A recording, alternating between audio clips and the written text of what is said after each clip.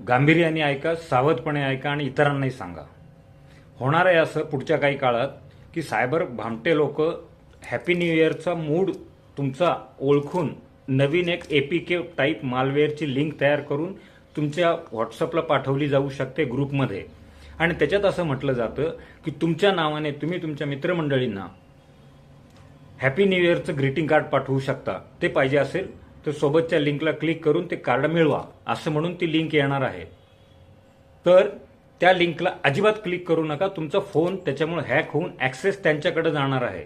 आणि मग पुढे काय होतं काय वेगळं सांगायला नको. तुमचा मोबाईल डाटा, तुमची गॅलरी, तुमचे कॉन्टॅक्ट नंबर हे सगळं चोरलं जातं.